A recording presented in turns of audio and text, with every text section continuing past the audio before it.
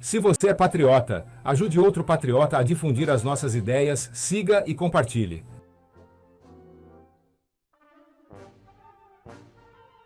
A ditadura acabou. Num dia que ficará para a história, os venezuelanos votaram por via aérea, marítima e terrestre para destituir o ditador. Desde a noite de sábado, os venezuelanos formaram longas filas para participar deste acontecimento histórico, o fim da longa ditadura de Nicolás Maduro. Os venezuelanos fizeram vigílias fora dos centros de votação para garantir que os seus votos não fossem roubados. Seguindo ordens de Maria Corina Machado, às 5 da manhã, toda a população saiu de casa para cantar o hino nacional da Venezuela. E entre lágrimas e aplausos, as pessoas dirigiram-se ao centro de votação. Às 6 da manhã, as portas se abriram e uma debandada começou a votar em Edmundo González. As filas de eleitores atingiram dezenas de quarteirões, naquela que foi sem dúvida a maior participação cívica da história da Venezuela e uma das maiores demonstrações de patriotismo em todo o mundo. O mesmo fenômeno repetiu-se em todas as cidades do planeta, onde grupos de imigrantes venezuelanos cantaram o seu hino e enviaram o seu encorajamento aos seus compatriotas. E para impedir que os migrantes venezuelanos votassem, o ditador ordenou o encerramento das fronteiras.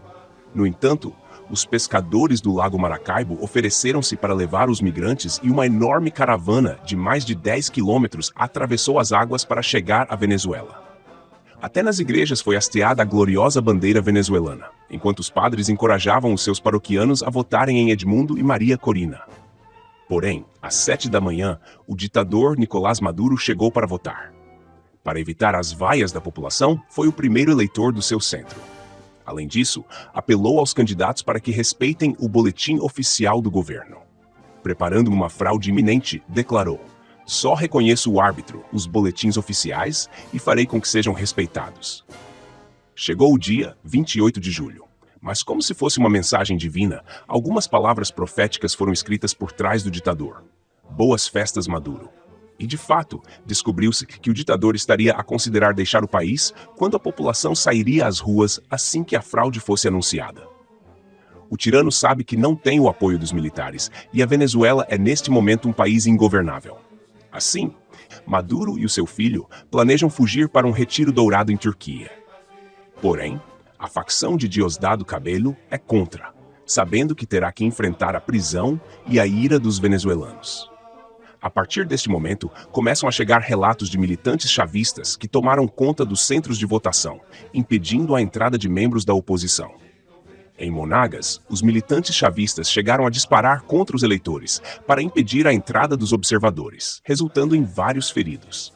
Em alguns centros de votação, tentaram até impedir a entrada de venezuelanos para votar, mas a população vigilante expulsou os chavistas.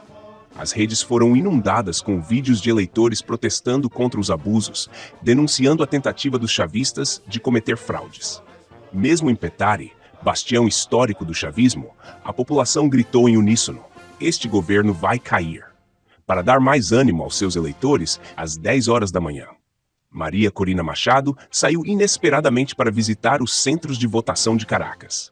Ao contrário de Maduro, que votou secretamente, o libertador foi escoltado pela população e recebido com lágrimas e gritos de esperança.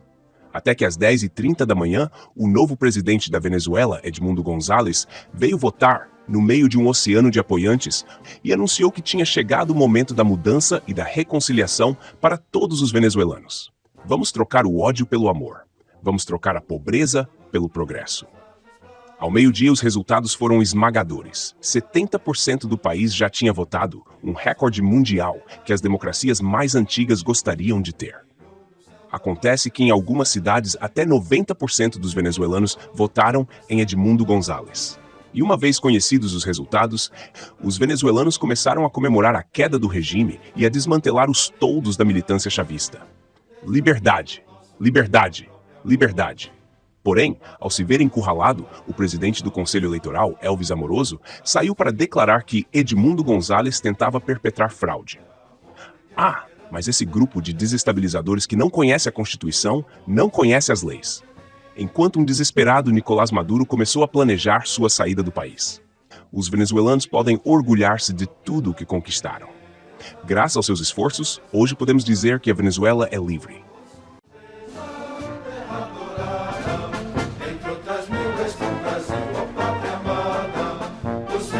essa história